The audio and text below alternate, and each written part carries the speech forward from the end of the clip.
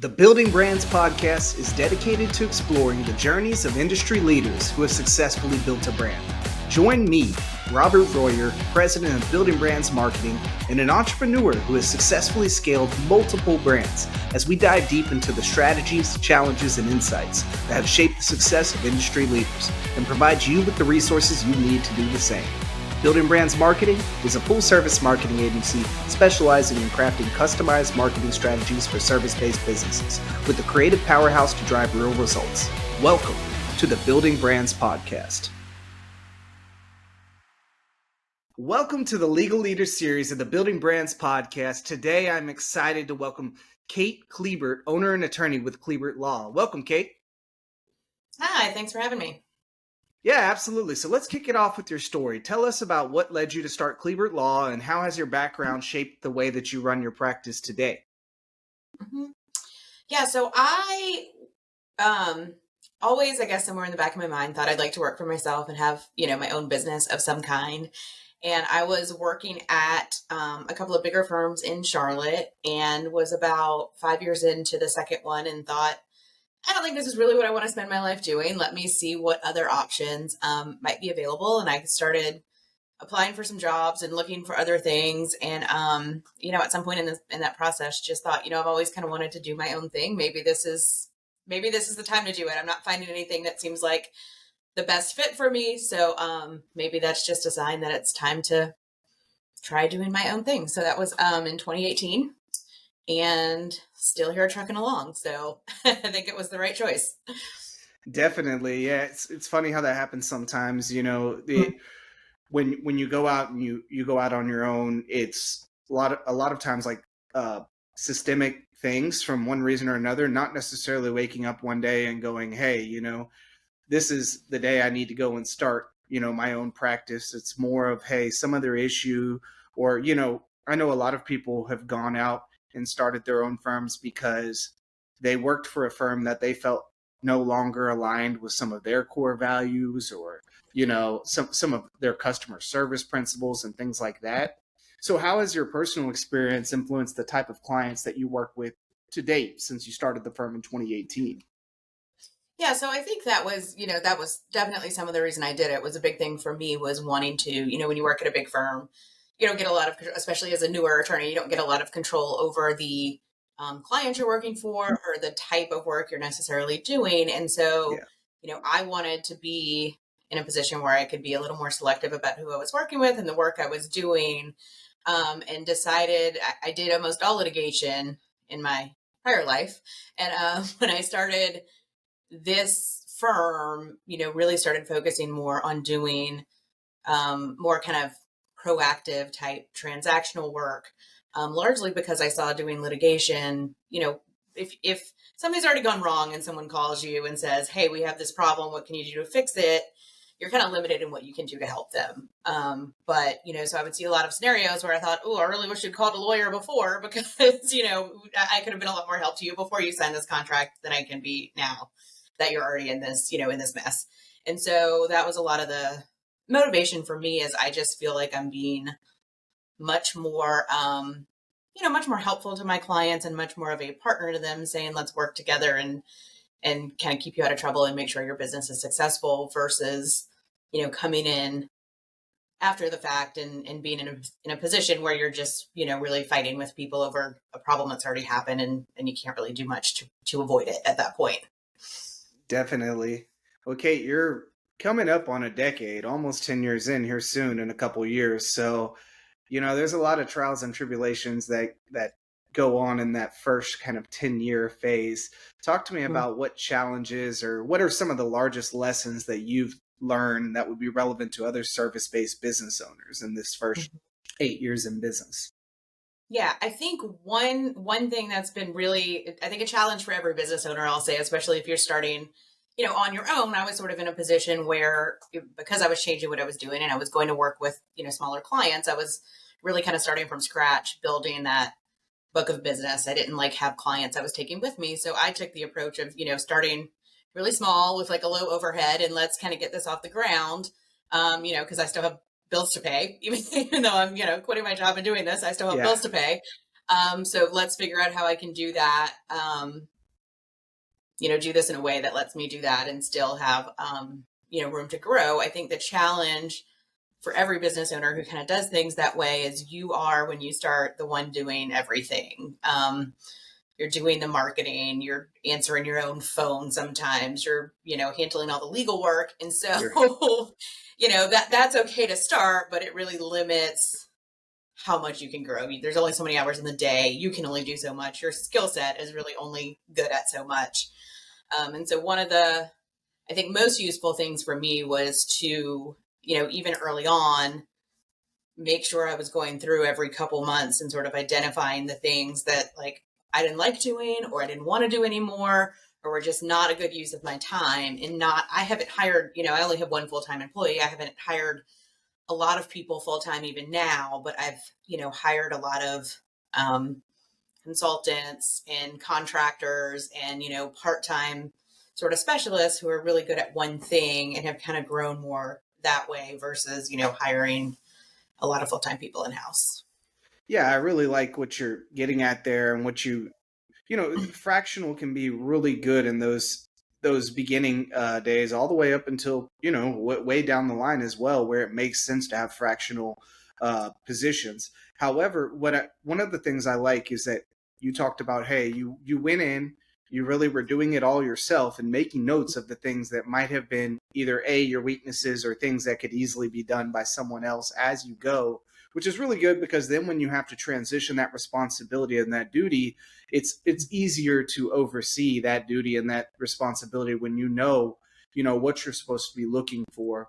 I know when I went out on my own and started my agency, the agency I worked with previously had a whole business office and a back office. So we didn't have to handle any of our own accounting. We did our revenue reports and then essentially handed it to the back office that would do all the accounting from that point. And that was one thing that I had to learn how to manage myself. And then I, eventually found resources to be able to hand that off. And in doing so, it was really valuable to have that background experience because in first couple of years, I found a number of discrepancies that had I not, jumped in and learned that myself, I probably maybe wouldn't have caught, which would have probably came back to Mm-hmm. backfire later on, taxes and things like that. Uh, so I find a lot of value in that. And I think too often service-based business owners, we jump in and we're trying, like you said, we're trying to survive from day one. It's easy to get caught up in the weeds and not come up for air at all. And so we're not making note of those things that should be transferable over time in order to scale the system, right? Yeah, yeah.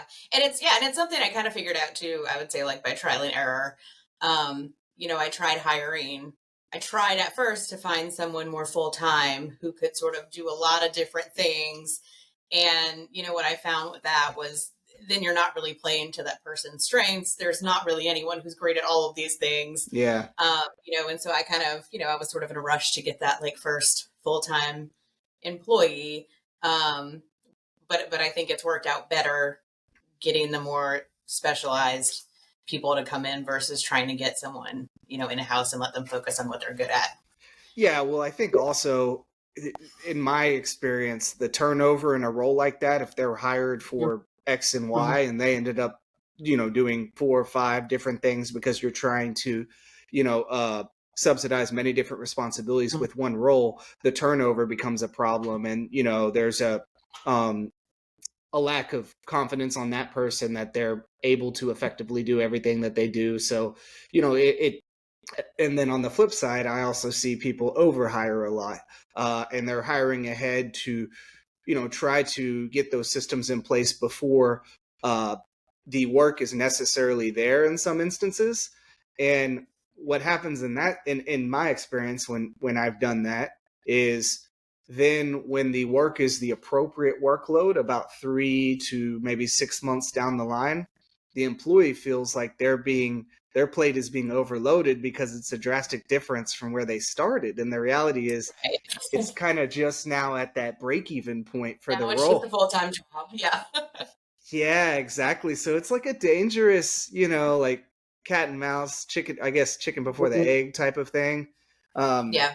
yeah, it's a really interesting point. I'm really curious though, because you're in the business law space. For the listeners and viewers,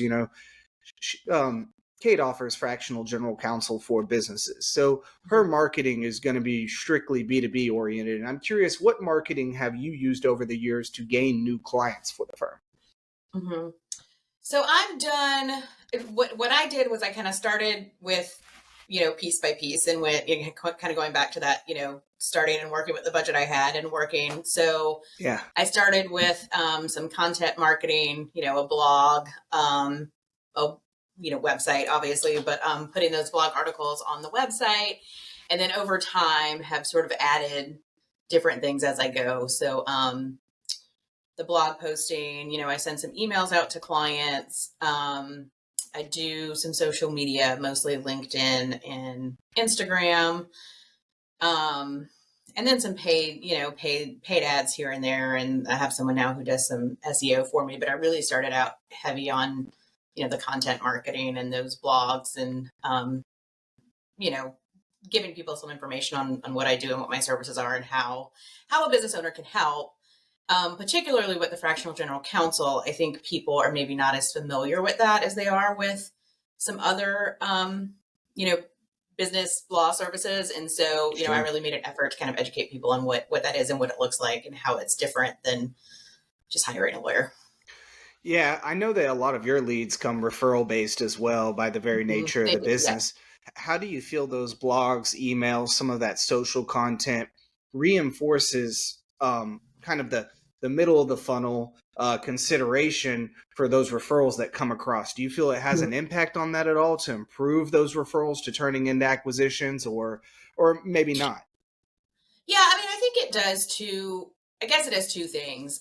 One is it's reminding people you exist because referrals are great, but if someone doesn't think of you when they have someone asking, Definitely. then it's not any good. So it's good in that sense to sort of just remind them that hey, we're here, and if anything comes up and anyone's asking, we're here and we can help. And then the second thing is, I think really just people look you up. If a referral says, hey, I recommend you call Kate. She can probably help with this. They're going to go Google me or look at my LinkedIn or look at our website and see what we do and how we work and what our philosophy on things is. And so I think it's helpful in that sense too, of kind of getting, even if someone's a referral, sort of getting them comfortable with saying, okay, I like this. I think she'll be a good option for us. Yeah, for some of those referrals, or let's say like the LinkedIn ads you run, have you ever tried any like value driving content opportunities to try to drive them through the funnel, such as I don't know, business owner startup, or what you need to know when you're going into M&A, 3 to 5 things you should be aware of, or something like that, that's a piece of content of value that when someone interacts with your website, let's say they get a retargeting campaign across LinkedIn with an offer like that. I haven't done as much of that. I do have, I have done some like emails and blog posts with similar content like that in it, Hmm. but I really haven't used it in the like advertising sort of context. Yeah. Yeah, I think that's like, I find a major opportunity in the B2B space right now, especially with LinkedIn ads and things like that. Social media ads in general, it's such a crowded landscape of people, you know, trying to put their brand in front of target prospects. And it becomes such a crowded space of saying, hey, I do this and I provide this solution, that Mhm. I'm finding that it's becoming a lot more effective to go, here's something that could be really useful to you for almost free. All I'm asking for is Mhm. your contact information. And then rather than us asking, you know, trying to ask for awareness or visibility, we're saying, Mhm. hey, I'm establishing thought leadership, trust, and expertise with this piece of value driving content that I'm giving you for almost free. And that Mhm. naturally is kind of moving them just slightly from the middle to the bottom of the funnel, because we're looking for that trust opportunity, so we can build the know, like, and trust kind of theory. So I really find that's where the biggest area of opportunity is in the B2B space. Do you know, like, for you, do you find that there's really, really common questions that prospective clients come to you with that seem to be like a regular, these are like the three most common things that people come to us that they're not well educated or informed on? Yeah, I think there's a lot of things. I'm trying to think of some good examples. A lot of the same questions we get. I think it's a lot of, we get a lot of questions about contracts. Mm-hmm. What does this mean? I signed this, what does it mean? I want to do this. Can I do it? Or Yeah. does this contract prohibit me from doing it? A lot of questions about what like regulations apply to my company. Do I have to comply with, the CCPA, even though I'm not in California, those kinds of things. Um, and then I would say also a lot of people who are looking to like sell a business in particular, or maybe buying a business or buying a franchise, who are just maybe have never done it before and aren't really familiar with the process, just with questions about, you know, how do I do this? Like, what's going to happen? Or I found this person to buy my business. Like, what do I do now? those Yeah. sorts of things. Yeah. Yeah, the reason I asked that, I think, is looking at some of those most common occurrences would be value driving conversations that, you know, could shape some content around that could help, stimulate more interest and desire in the marketing funnel. So these are good tidbits, helpful for service based business owners and other lawyers that are listening to the show right now to think when you think about marketing. Don't always think about it in the traditional aspect of just awareness. When people think law firms, notoriously people think of the PI billboards and the clever Yeah. little catchy phrases, which has a time and a place. I'm not downplaying that, but Mhm. more often it has to do with trust and consideration. I feel like, and that sometimes becomes the back seat in the conversation of marketing. So let's go a completely different direction for a second. Mhm. Earlier you were talking about growing the firm and being a solo attorney of the firm, being the founder. I'm curious, when you're looking at responsibilities of what to delegate versus what to outsource versus what to continue to do yourself, how do you evaluate those responsibilities to make that decision, Kate? So there's a few different things. One is just honestly, what do I not enjoy doing? Like the blog post is a good example. So I, for a while, thought I'll just write my own blog post because I'm a lawyer and I know about the law and this is easy and I'll just do it. But it would take me hours and hours and hours to write like one single blog post, which Mm-hmm. was just not a good, it's not a good use of my time.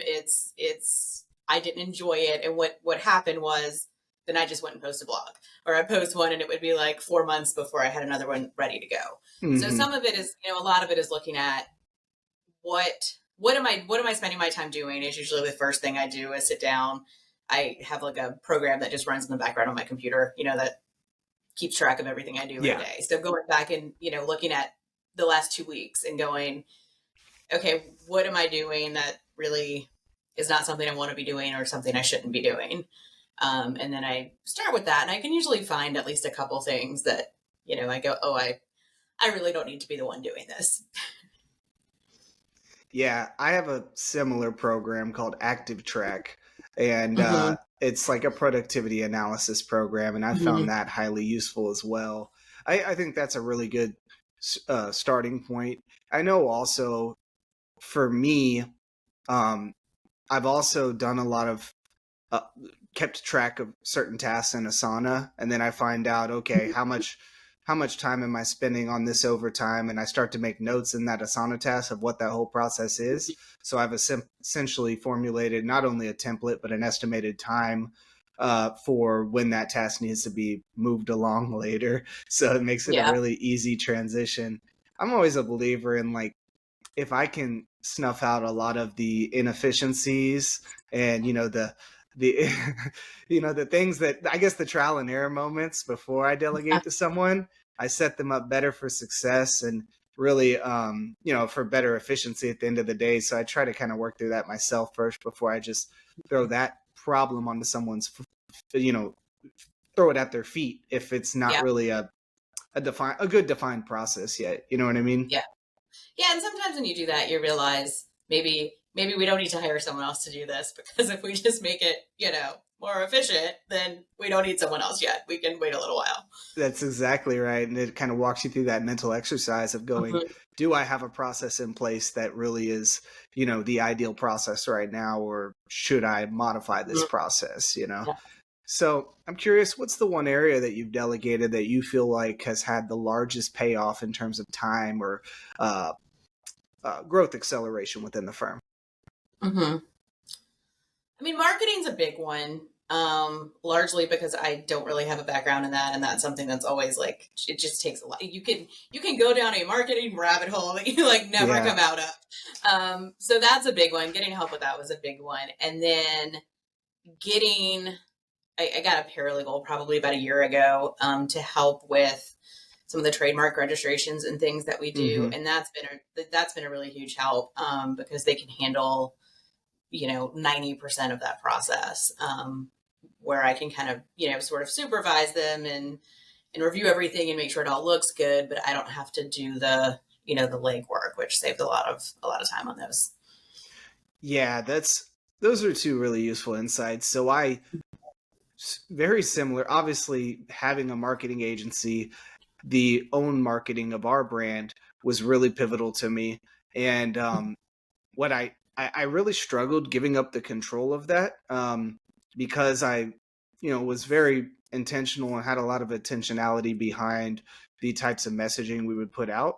And I found that once I did, and I just still, kind of oversaw things and chimed in from time to time, reviewed items. Once I did, actually, the marketing strategy actually got better, because I wasn't log jamming it and bottlenecking it unnecessarily anymore. Uh, Mm, so that was the first thing, which was a surprise to me because I've been in the industry 10 years. I thought, well, who could do this better than me? right. That sort of thing. The second part of what you were describing of getting the paralegal and being able to take off some of those more mundane tasks, but also tasks that are very achievable by Mhm, someone with less experience. mhm, I started to build a knowledge base and little SOPs of things, what these were as I would teach new people, and that became really useful because then when new staff members started underneath those staff members or horizontal to those staff members, they had an easy knowledge base of a training library to refer to that would walk them through some of those tasks. And again, it just came back to constantly thinking about the next step, what's the next progression of the business, and trying to document as much as possible to make that as simple as possible. Is there any other advice, Kate, that you would give to entrepreneurs starting their own law firm or service-based entity in general? I think well, I guess there's two things. The first one is just, if it's something you've always wanted to do, like, don't be afraid to do it. Just try. Worst case scenario, it doesn't work and you go get a job and, Yeah. life goes on. But I think the big one for me is, don't be afraid to do things differently. You don't have to do them the same way that everyone else has always done them. I think, especially with the lawyers, I see a lot of people who kind of market themselves the same way and all their websites look the same. And, it's this is the way lawyers do things and we're going to do it this way. And I've really made an effort to not do things that way. And I think it's worked out, well for me. And you're not everyone's cup of tea and everyone might not like it, but, that's okay. Yeah, that's really good advice. So, this has been a pleasure having you on the show, Kate. Could you tell our listeners and viewers where they could find more about your firm online? Yeah, so our website is klebertlaw.com, which is my last name, Kliebert. And then I'm on LinkedIn as well if anyone wants to follow me there. Well, Kate, congratulations on your success over the last 8 years. It's been a pleasure having you on the show, and I look forward to continuing the conversation and talking to you again soon. Yeah, thanks. It's been great chatting with you too.